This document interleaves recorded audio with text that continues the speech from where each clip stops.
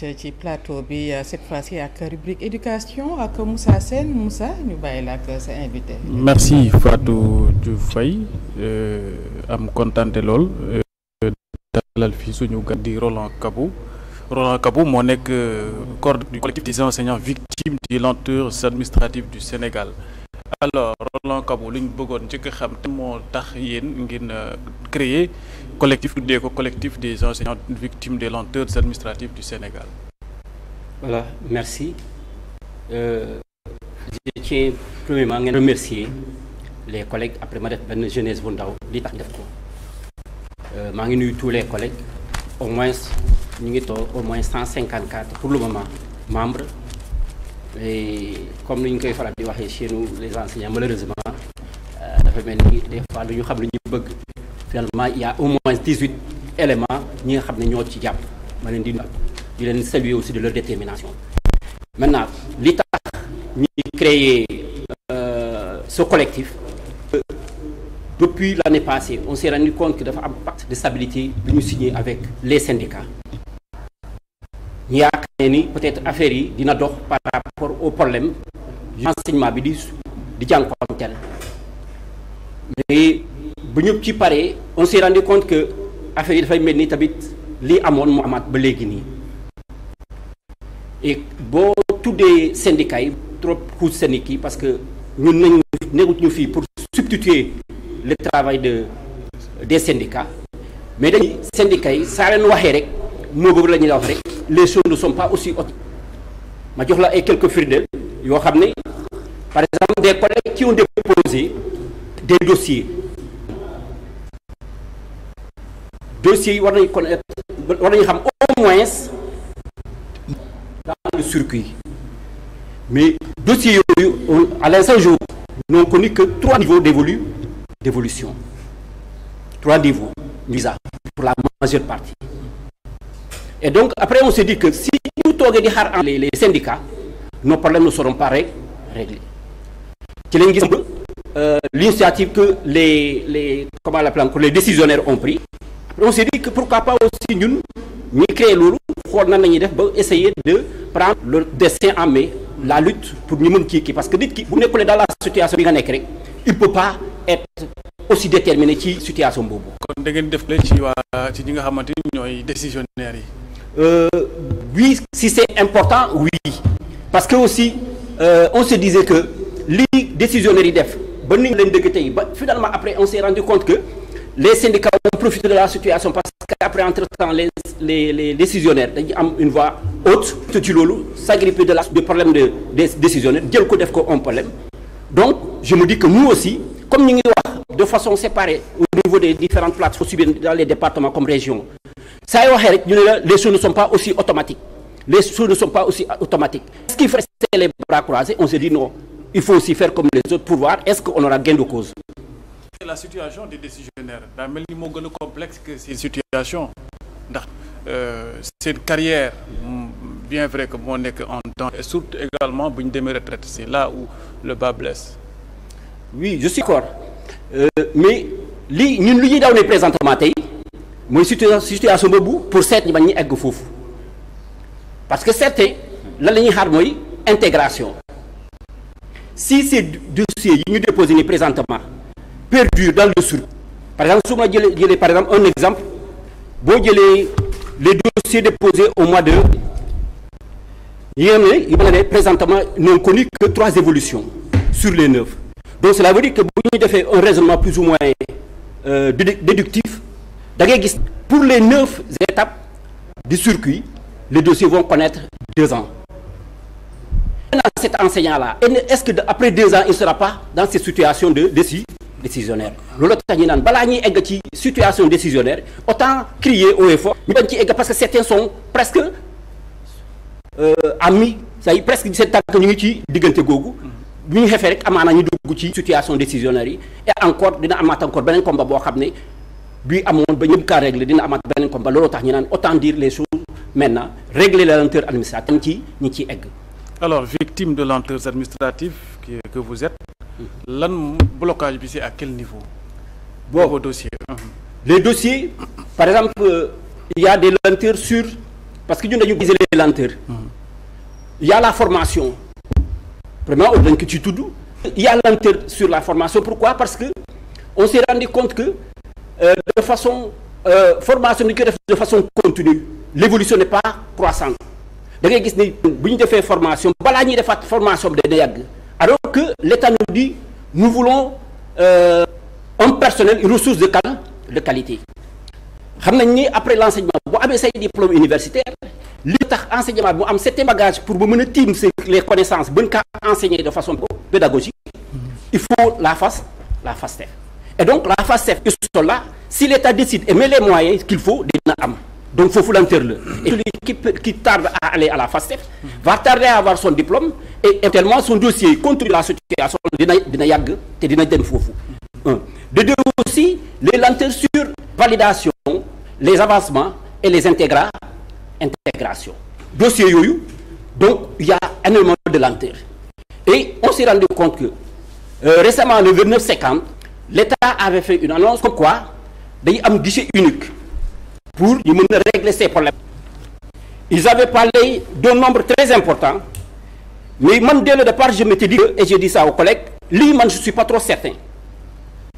Parce qu'ils avaient avancé de traiter 780 dossiers, projets. Juste avant qu'ils commencent, et le premier jour, ils disent maintenant, entre-temps, au lieu de traiter 780, on a finalement décidé de traiter les 1799 actes qui sont signés de façon globale dès qu'ils terminent. Et les collègues avec qui nous sommes, j'ai dit que là, c'est une stratégie de communication. Parce que beaucoup de gens, ils se sont rendus que les syndicats commençaient à remuer un peu pour et effectivement les collègues, ça c'est vérifié parce que le travail sur le guichet unique, tandis que tous les collègues que j'ai demandé, tous les collègues, au moins sur les 1799 actes signés et 589 actes concernés, au moins sur les 154, au moins les collègues qui sont dans ce collectif-là, au moins qu'elle ne ci donne. Parce qu'il n'y a pas un des dossiers qu'on a. Donc je supposerais que, comme au moins par rapport à ce groupe-là, et j'ai demandé encore d'autres qui sont à l'extérieur, personne ne me le dit, donc je me dis que l'information, je ne doute pas, mais est-ce que l'information est fiable?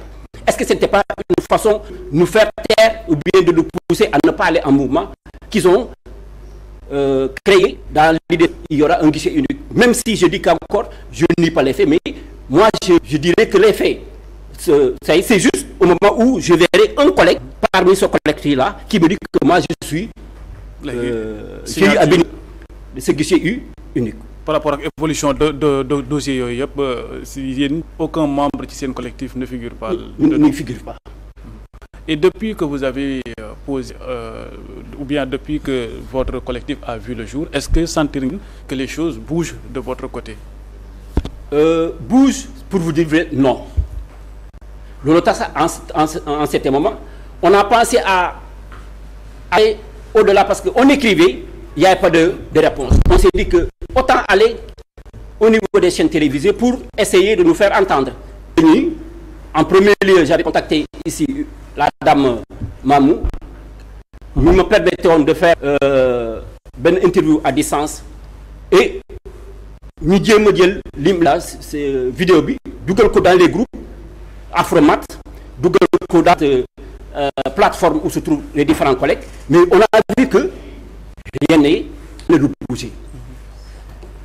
Pourquoi j'ai dit à mon changement? Parce que qui était au mois de juin au niveau du visa, il crée les conditions de rejet interne pour que le dossier au moment où je parle est toujours à la situation vie, au niveau du donc, juin, juillet, août, septembre, octobre, le dossier n'a connu aucune évolution.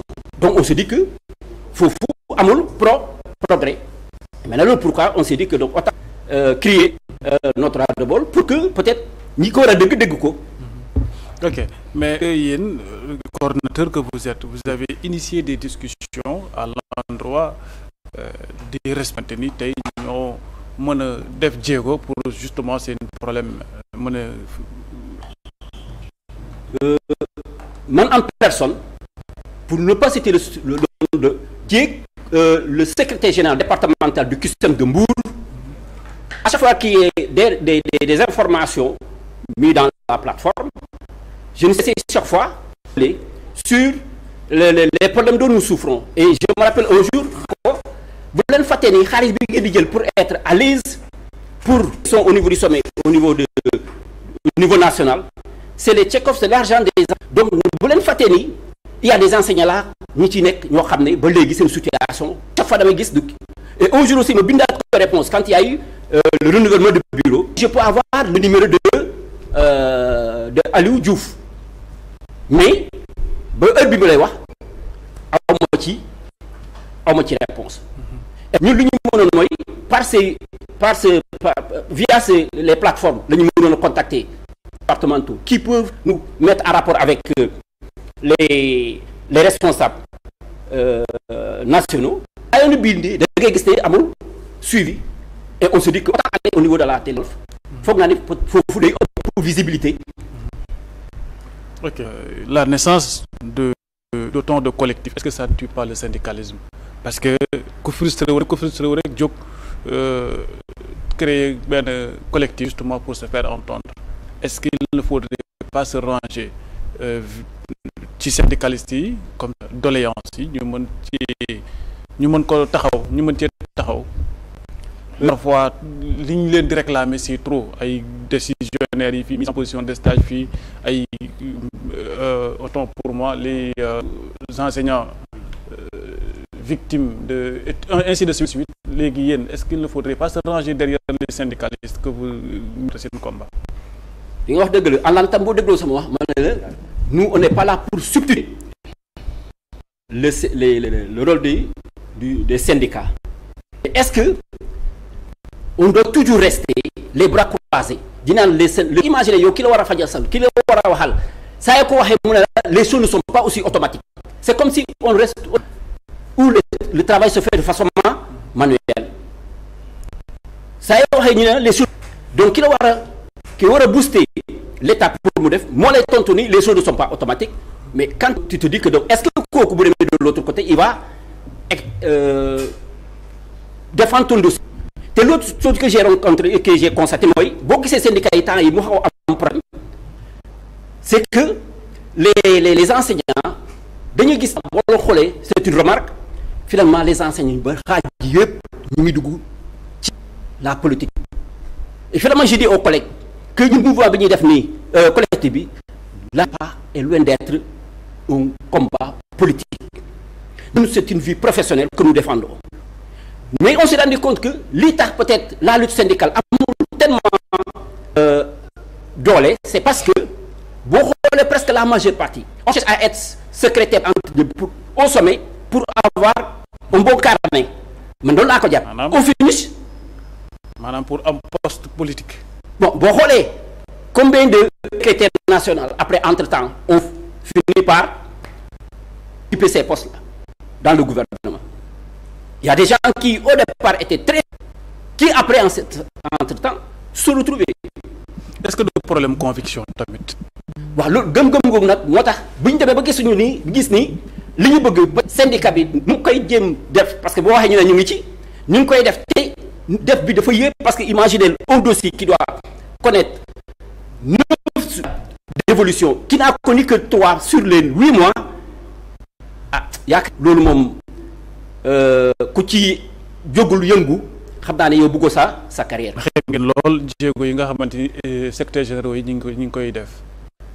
xeeb ko parce que boo nee xeeb dafay benn ils n'ont rien fait xeebuñu ko mais ñun on s'est dit que comme lu olof ni yàlla xeeb boobu moom autant yow nga defar ñun tous ñu ngi nekk ci seen kii bi collectif bi nous sommes tous syndiqués et tir bi du point de vue administratif on n'a aucun statut boo xam ne dañuy bëgg à la longue former quelque chose de formel loo xam ne pour contrecarrer certains non ñun on s'est dit que lii dañ koy jël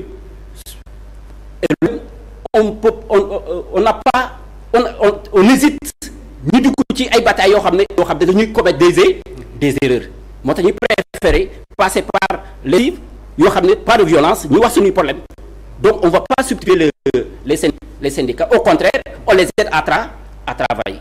Même s'il y a des lenteurs que nous ne pouvons pas jusqu'à là aussi accepter.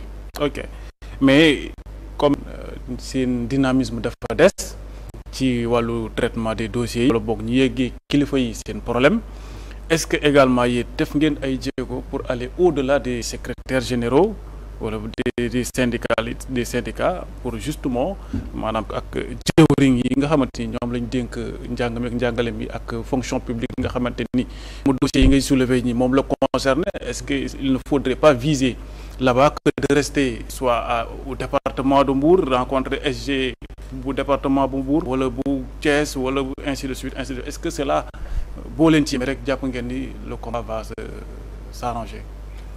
Effectivement li nga wax dëgg la loolu tax sax on a décidé de venir ici parce que pour vous dire vrai presque toog na un mois di lijjanti des correspondants au niveau de Wa.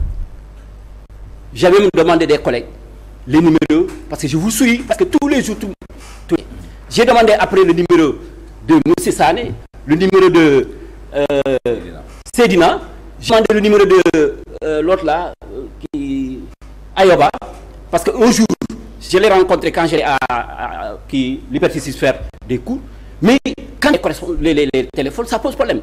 Cela veut dire que donc, si vous demandez peut-être des contacts à ces personnalités-là, ceux qui sont censés vous les donnent pas. Donc, c'est pour laquelle on a dit qu'on va passer par là. Sûrement, de là, il y aura écho. Et quand il y a écho, les gens peut-être vont nous ouvrir les portes. Ces personnes, ces autorités. Ok. Roland Kabou, coordonnateur du collectif des enseignants des lenteurs administratives du Sénégal, amoon nañ mbégte lool dalal la fii. yéegee askan wi jafe-jafe yi nga xamante ni yéen collectif bi yéen a ngi koy dund. Merci beaucoup. Je vous remercie Walf, je remercie ñëpp di leen souhaiter aussi pour succès, santé, prospérité, di leen ñaan di leen ñaan may leen gudd fan, may leen lépp loo leen bëgg parce que c'est que à partir de là il y aura écho. Loolu xam naa ko. Merci. Merci Moussa, merci sa invité Roland Grégoire Kabou noonu la ñuy ñëwee beneen partie